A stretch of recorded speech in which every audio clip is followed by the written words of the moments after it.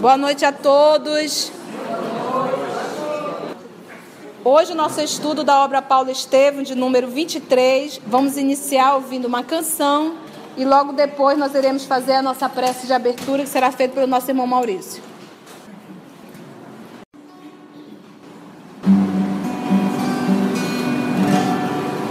Essa canção é baseada na vida de Gesiel. Nós também vivemos isso.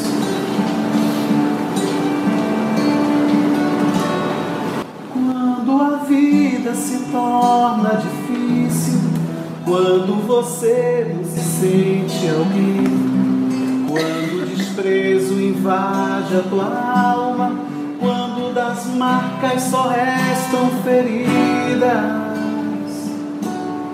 quando o amor não é alcançado, quando o mundo te deixa de lado e o coração explode na dor, é hora de ter o Salvador.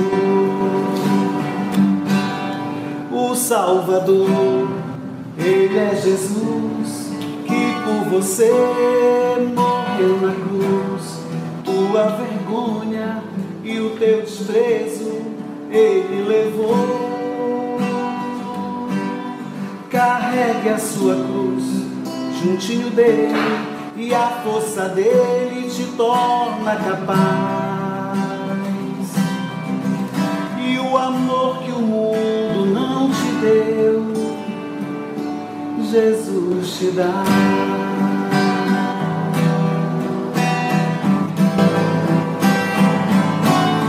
Quando a vida se torna difícil, quando você não se sente alguém, quando o desprezo invade a tua alma, quando das marcas só restam feridas, quando o amor não é alcançado, quando o mundo te deixa de lado e o coração explode no amor, é hora de ter o Salvador. O Salvador, Ele é Jesus, que por você morreu na cruz. Tua vergonha e o teu desprezo Ele levou. Carregue a sua cruz juntinho dele e a força dele te torna capaz. E o amor que o mundo não te deu, Jesus te dá. E o amor que o mundo não te deu, Jesus te dá.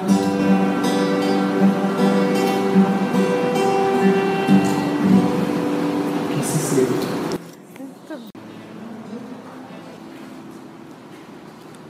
Bondoso Mestre Jesus,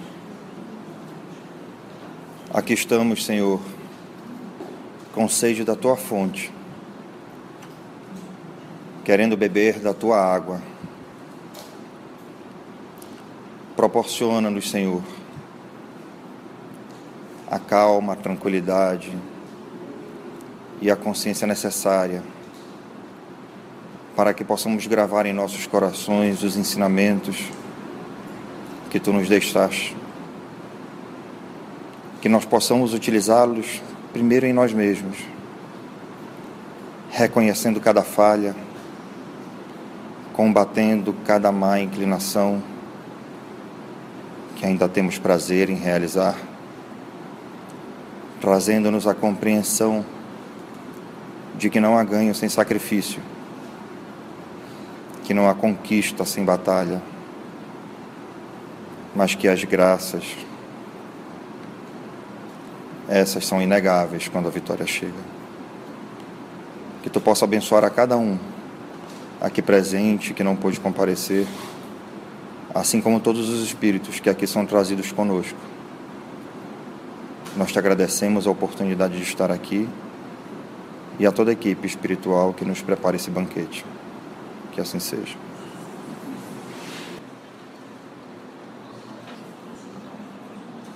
Vamos para a obra Paulo Estevão? Jesus nos conduz a muita emoção, né? Então nós estamos aonde? Nós estamos em Jerusalém, na Casa do Caminho.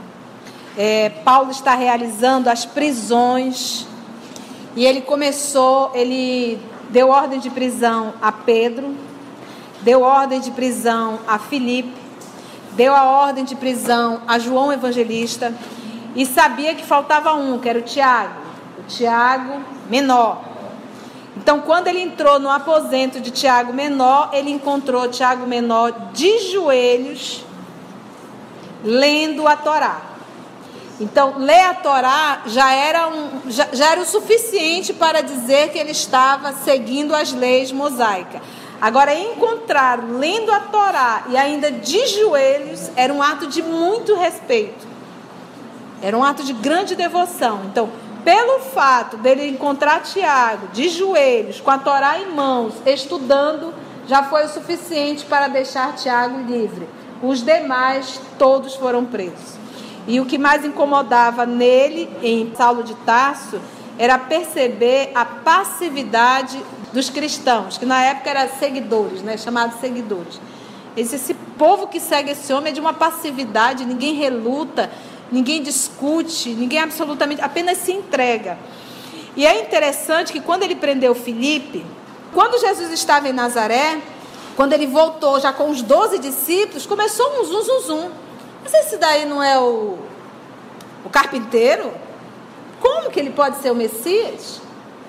E começou aquele zum. E Filipe, junto com Pedro, tomaram a frente e discutiram, entendeu? Agrediram verbalmente para defender Jesus.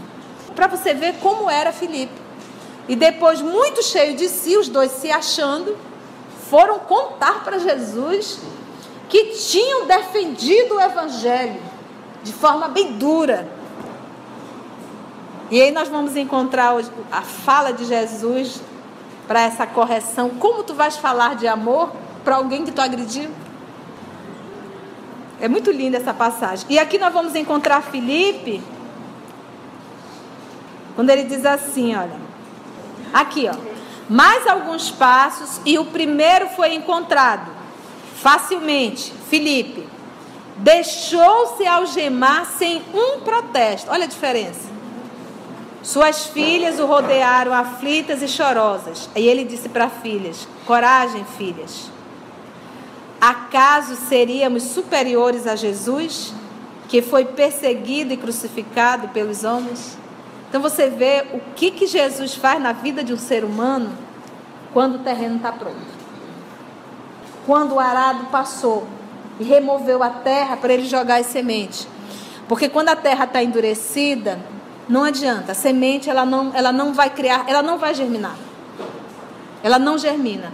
Mas quando o arado movimentou essa terra, é até interessante essa comparação, o arado, ele rasga, ele remove, ele provoca dor na terra. Então, normalmente, o nosso arado, essa terra do coração, só fica pronto depois que o arado passou rasgando, que é a dor. E Filipe fez todo esse movimento de mudança, né? Que maravilha. Vamos lá? Então, vamos ver. Já prendeu todo mundo, só escapou Tiago. Afastando-se do aposento de Tiago, Saulo preparava-se para sair. Quando, de regresso à portaria para ordenar a partida dos prisioneiros, esbarrou com a cena que mais o haveria de impressionar. Todos os doentes que se podiam arrastar, todos os abrigados capazes de se moverem, cercavam a pessoa de Pedro, chorando comovidamente. Algumas crianças lhe chamavam pai. Anciãos trêmulos beijavam-lhe as mãos. Quem se compadecerá de nós agora? Perguntava uma velhinha debulhada em pranto. Meu pai, onde vão levar-vos? Dizia um órfão afetuoso, abraçando-se ao prisioneiro.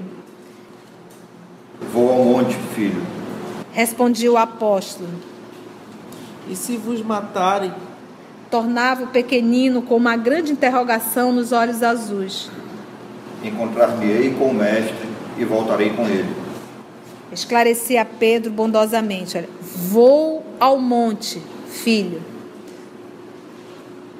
Ao monte da reflexão, ao monte do testemunho. Nesse instante, surgiu a figura de Saulo, que regressava, contemplando a multidão de aleijados, cegos, leprosos e crianças que entupiam a sala, exclamou irritado. Afastem-se, abram caminho. Alguns recuaram apavorados, vendo os soldados que se aproximavam, enquanto que os mais resolutos, decididos, não arredavam passo. Um leproso, que mal se punha em pé, adiantou-se. Era o velho Samônio. Lembra do Samônio? Amigo de Gamaliel. Recordando-se do tempo em que podia mandar e ser obedecido, aproximou-se de Saulo com desassombro. Nós precisamos saber para onde vão estes prisioneiros. Disse com gravidade. Para trás. Exclamou o moço tarcense, esboçando um gesto de repugnância. Será possível que um homem da lei tenha de dar satisfações a um velho imundo? Imundo por quê? Porque ele estava com a lepra. Os guardas armados tentaram adiantar-se para castigar o atrevido. No entanto, a lepra defendia Samônio dos seus ataques. Prevalecendo-se da situação, o antigo proprietário de Cesareia, que era Samônio, revidou com firmeza. O homem da lei não precisa prestar contas senão a Deus, quando no exato cumprimento dos seus deveres. Todavia, nesta casa, falam os códigos de humanidade. Para vós eu sou imundo, mas para Simão Pedro sou um irmão. Prendeis os bons e libertais os maus. Onde a vossa justiça? Credes somente no Deus dos exércitos? É indispensável saberes que, se o Eterno é o fator supremo da ordem, o Evangelho nos ensina a buscar em sua providência o carinho de um pai. Prendeis os bons e libertais os maus. Onde a vossa justiça? Crede somente no Deus dos exércitos. É indispensável saberdes que, se o Eterno é o fator supremo da ordem, o Evangelho nos ensina a buscar em sua providência o carinho de um pai, o amor. Em ouvindo aquela voz digna, que fluía da miséria e do sofrimento, como um apelo de desesperação, Saulo quedara-se admirado. Detia-se. O mendigo, entretanto, depois de longa pausa, prosseguia firmemente. Onde estão vossas casas de arrimo aos oprimidos da sorte? Arrimo aí é amparo, tá, gente? Onde estão as casas? Porque eles não tinham. A única casa que amparava os miseráveis, os doentes, foi a casa que Simão Pedro fundou. E se nós estudarmos o Antigo Testamento, se nós formos estudar o Levítico, lá tem orientações para cuidar dos necessitados, dos doentes, dos afortunados. Mas o judaísmo nunca levantou nenhum trabalho de caridade. Nunca. E aqui ele indaga. Quando vos lembrastes de um asilo para os mais infelizes? Enganai-vos se supondes inércia em nossa atitude. Os fariseus levaram Jesus ao Calvário da crucificação, privando os necessitados de sua presença inefável. Por haver praticado o bem, Estevão foi metido no cárcere. Agora o Sinédrio requisita os apóstolos do caminho, retribuindo-lhes a bondade com a escuridão do calabouço. Mas estáis equivocados. Nós, os miseráveis de Jerusalém, haveremos de lutar convosco. De Simão Pedro, nós disputaremos a própria sombra. Se vos negardes a atender nossas súplicas, importa lembrardes que somos leprosos. Envenenaremos vossos poços. Pagareis a perversidade com a saúde e com a vida. Aí ele já errou tudo. Ele não podia jamais ter feito isso. Ele já pegou. Somos leprosos, vamos poluir. Aí ele pegou pesado. Nesse momento não pôde continuar. Ante a expectação angustiosa de todos, Saulo de Tarso sentenciou ríspido: Cala-te, miserável. Onde estou que te pude ouvir até agora? Nem mais uma palavra. E designando a um dos soldados, murmurou com desprezo: Sinésio, dá-lhes 10 bastonadas. É indispensável castigar-lhe a língua insolente e viperina. Venenosa. Ali mesmo, à vista de todos os companheiros que se retraíam amedrontados, Samônio recebeu o castigo sem balbuciar uma queixa. Pedro e João tinham os olhos úmidos. Os demais doentes escolhiam-se estarrecidos, apavorados. Terminada a tarefa, foram quantas em 10, Terminada a tarefa, um grande silêncio dominava os corações ansiosos e doloridos.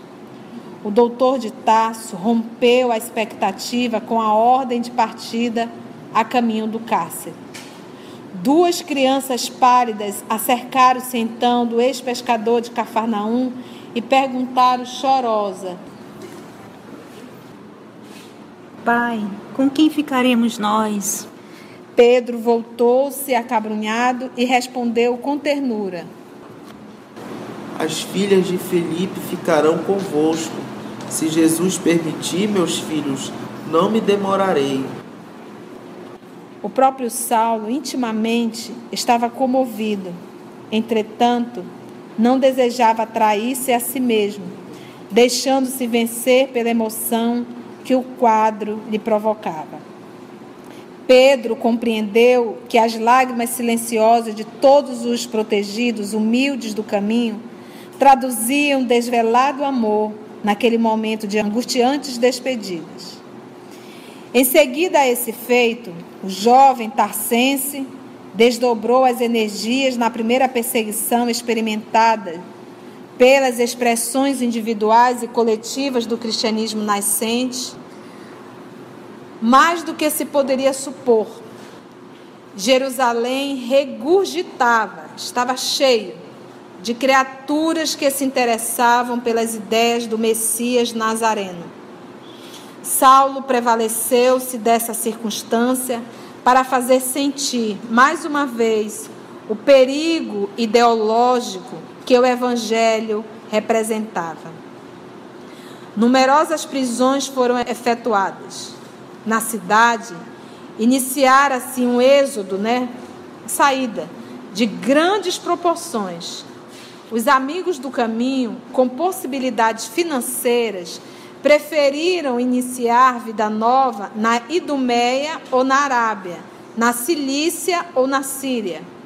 Os que podiam escapavam ao rigor dos inquéritos violentos, iniciados com repercussão de escândalo público. As personalidades mais eminentes eram metidas na prisão, incomunicáveis, mas os anônimos e humildes, os da plebe, sofriam grandes vexames nas dependências do tribunal, onde se faziam os interrogatórios. Os guardas assalariados por Saulo para a execução do nefando trabalho excediam-se nos abusos. Então a regra era essa, eles faziam sempre um tanto mais. Nesse movimento aqui da perseguição de Saulo de Tarso, me fez recordar aqui quando o professor Allan Kardec foi feito pedido de um livro dos Espíritos para a Espanha. E ele organizou todo o material, colocou no navio e mandou para a Espanha. Quando chegou o navio na Espanha, o sacerdote responsável sabia da chegada daqueles livros. O que ele fez? Aprisionou os livros, levou para a praça pública e queimou todos. Foi muito dinheiro. E Kardec não era um homem rico. Como ele era de uma família de juristas, né? Ele disse assim, o primeiro movimento dele foi, eu vou abrir um processo contra o religioso da Espanha, porque o máximo que ele poderia ter feito era ter devolvido, mas não ter queimado. E o que os Espíritos falaram a ele? Não faça nada. Porque esse movimento dele irá proporcionar na Espanha a maior divulgação do Espiritismo. E foi. Porque aquele incêndio, aquela quantidade de livros sendo queimados em praça pública, fez com que a Espanha inteira soubesse. E todos queriam saber que livros eram aqueles. E aí ele teve um número de pedido muito maior. Teve a despesa financeira? Teve. Mas o que ele queria fazer era a divulgação. Ele acabou utilizando o inimigo se fez o maior divulgador do Espiritismo. Aqui, Saulo de Tarso, quando ele inicia a perseguição, olha aqui, Emmanuel coloca aqui, os amigos do caminho com possibilidades financeiras preferiam iniciar a vida nova na Idumeia, na Arábia, na Cilícia ou na Síria. Então, nessa perseguição de Saulo, houve um grande êxito. Muitos cristãos saíram de Jerusalém e acabaram fazendo o quê? Levando o cristianismo para outras cidades. Então, ele inconscientemente acabou espalhando mais o cristianismo. Porque cada pessoa dessa que foi para uma outra cidade não deixou de ser cristão, levou o cristianismo para lá. E fazia aqueles encontros domésticos. És do caminho de Cristo Jesus? Perguntava um deles a uma desventurada mulher com risinho de ironia. Eu. Gaguejava a infeliz, compreendendo a delicadeza da situação. Depressa, dize depressa. Tornava o oficial desrespeitoso. A mísera criatura empalidecia, a tremer, refletindo nos pesados castigos que lhe seriam impostos, e replicava com profundo temor. Eu não. E que foste fazer nas suas assembleias sediciosas? Fui buscar remédio para um filhinho doente. Em face da negativa, o preposto do sinédrio parecia acalmar-se, mas logo exclamava para um dos auxiliares. Muito bem. A interrogada pode ir em paz. Antes, porém, de retirar-se, manda o regulamento se lhe aplique alguns golpes de chanfalho. Era uma espada velha, tá? Essa regra aqui não existia. É o abuso do poder. Então, nós vamos ver muito isso lá na frente, que Saulo não fazia ideia de que a regra que ele deu, a ordem que ele deu, a proporção que tomou. Ele vai descobrir isso quando ele encontrar Áquila e Prisca. Então, isso aqui é o abuso do poder. Você pega um policial, você vai lá e prende. A tua função é só prender. Mas ele vai lá, ele agride, ele bate, ele maltrata, ele humilha, e aí ele prende. Não precisava isso. Então, é o abuso do poder. Era inútil resistir. Naquele tribunal singular, por longos dias seguidos, verificaram-se punições de toda a espécie. Das respostas do acusado dependia o encarceramento. Os açoites, o chanfalho, que é essa espada velha, né? As bastonadas, as macerações e os apupos, né? Vaias, gritos. Saulo tornara-se a mola central do movimento terrível e abominável por todos os simpatizantes do caminho.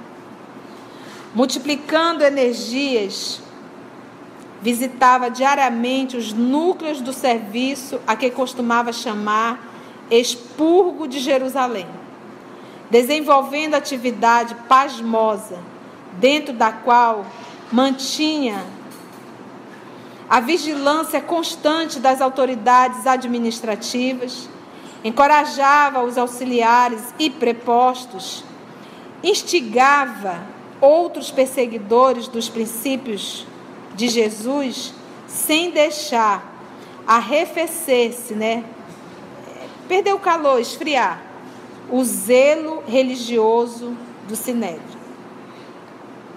Dentro de uma semana, após as prisões efetuadas na igreja modesta, realizava-se a memorável sessão em que Pedro, João e Filipe deveriam ser julgados. Aonde está Estevão aqui? E não era prisão domiciliar. A assembleia excepcional despertara a maior curiosidade. Lá se congregavam todas as personalidades eminentes do farisaísmo dominante. Gamaliel compareceu, dando mostras de profundo abatimento. Estava muito triste com a situação. De modo geral. E lembra que Pedro deu a ele o quê? Os pergaminhos das anotações de Mateus sobre as lições de Jesus. E ele já leu. Por isso é que ele está abatido. E não tem quem segure Saulo de Tarso. De modo geral, comentava-se a atitude dos mendigos que, não obtendo permissão de ingresso, aglomeravam-se em longas filas na grande praça e protestavam em atroante vozerio. Em vão, inutilmente, aplicavam-lhe bastonadas à torta e à direita, porque a turba de miseráveis assumira proporções nunca vistas. O quadro era curioso e alarmante. Tomar providências para correr com a massa parecia tarefa impossível. Os peregrinos e os doentes contavam-se por centenas numerosas. Era inútil reprimir os pontos isolados, o que somente vinha agravar a revolta e desesperação de muitos. Em altos brados, clamor, gritos, reclamavam a liberdade de Simão Pedro. Exigiam em tumulto a sua libertação, como se exigisse um legado de seu legítimo direito. No salão nobre, não só os assistentes comentavam o fato, mas também os juízes não dissimulavam profunda impressão. O próprio Anás contava o assédio de que vinha sendo objeto por parte dos favorecidos de Jerusalém. Alexandre alegrava que a sua residência aglomerava centenas de aflitos a solicitar-lhe os bons ofícios a favor dos prisioneiros. Saulo, de vez em quando, respondia a um que outro com rápidos monossílabos.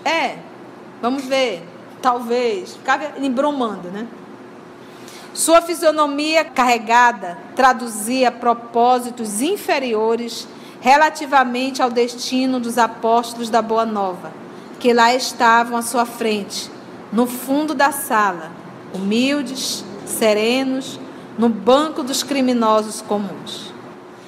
Viu-se, então, que Gamaliel se detinha com o sumo sacerdote em conversação íntima, que durou alguns minutos e despertava grande curiosidade entre os colegas.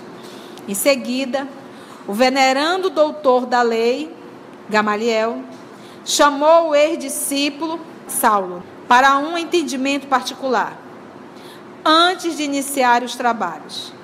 Os colegas perceberam que o rabino tolerante e generoso ia advogar a causa dos continuadores do Nazareno. Gamaliel de um lado, Saulo de outro. Qual a sentença a ser proposta para os prisioneiros? Interrogou o velhinho com bondoso interesse, logo que se viram distanciados dos grupos rumorosos.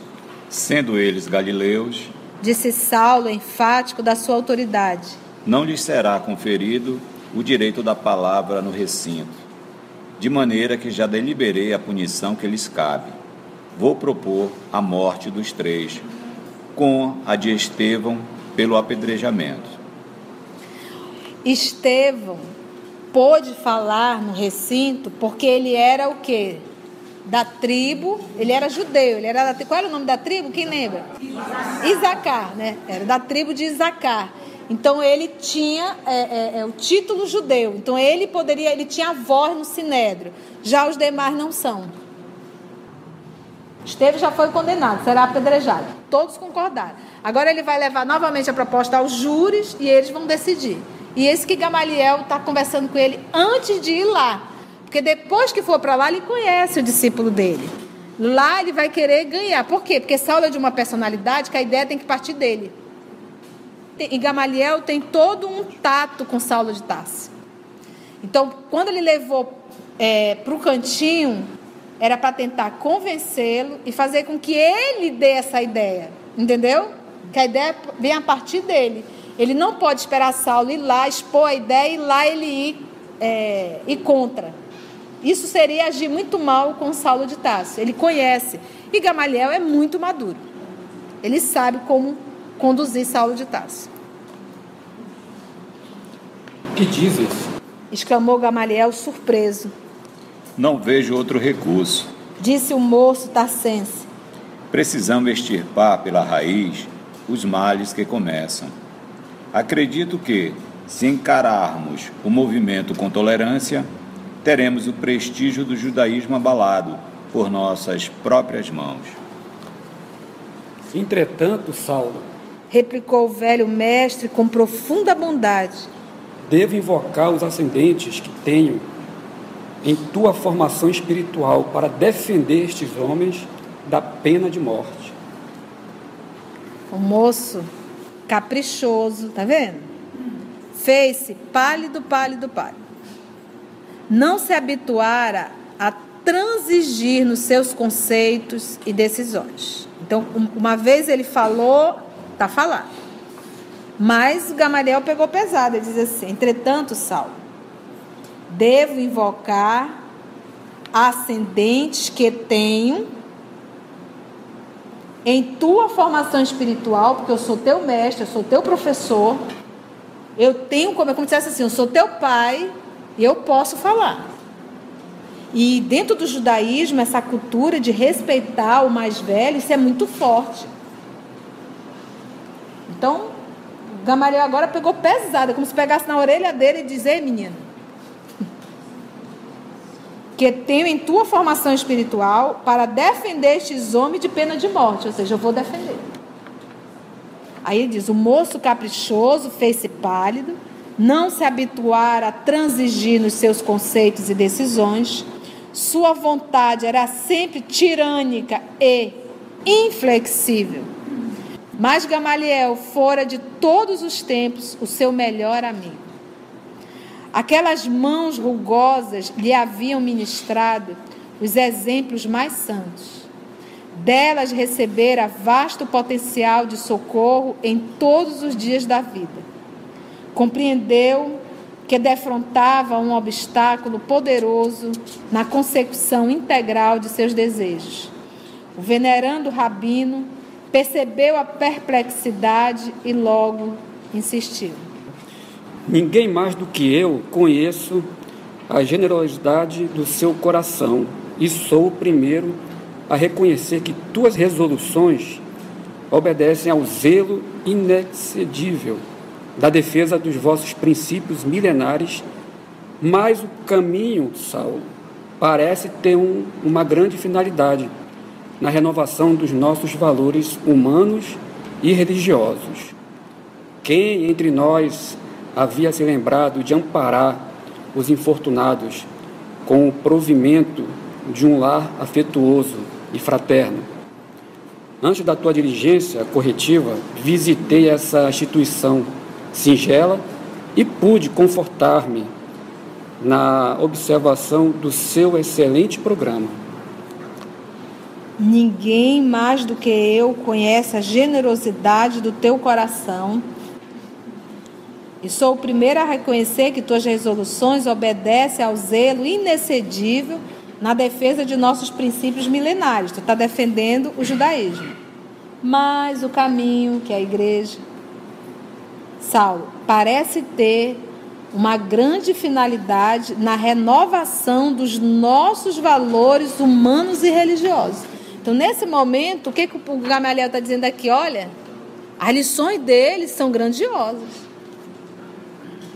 E Saulo está ouvindo isso da boca de Gamaliel, do seu mestre. O mínimo que ele vai dizer é que Gamaliel está surtando.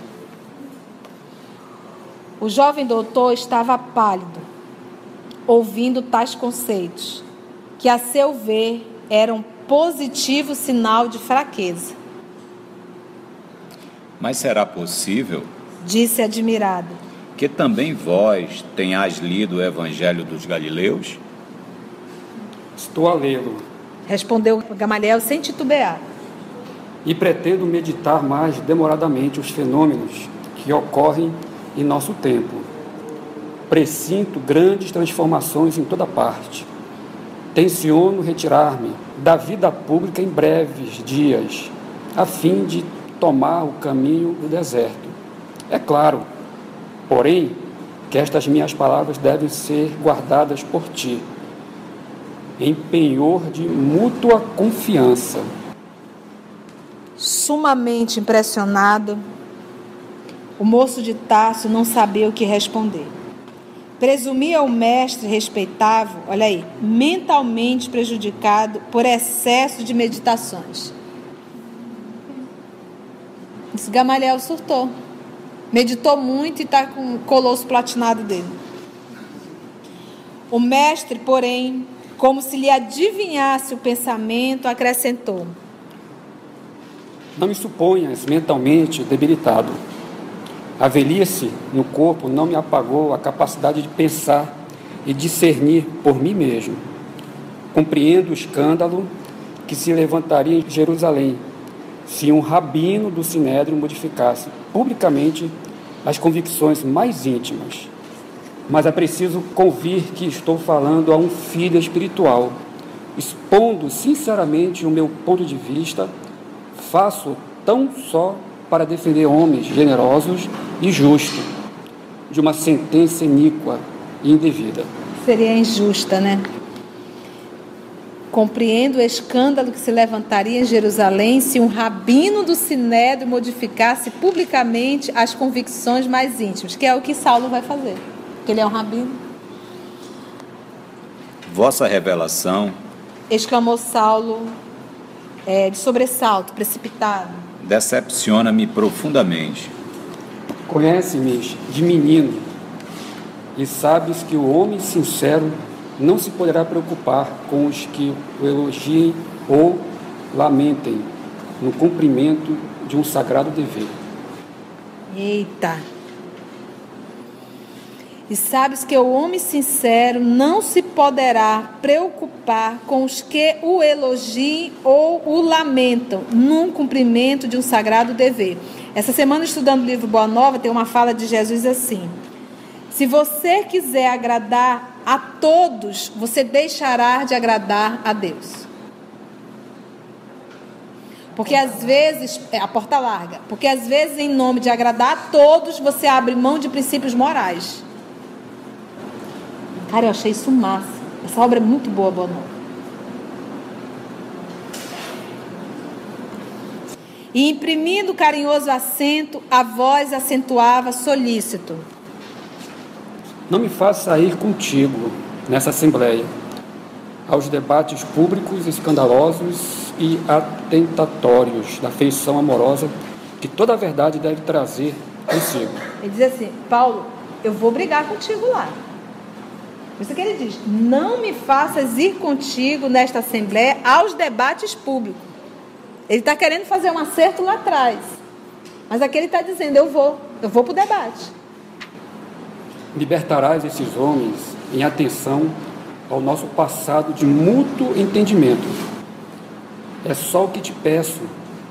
Deixa-os em paz, por amor aos nossos laços afetivos. Daqui a alguns dias não precisarás conceder mais coisa alguma ao velho mestre.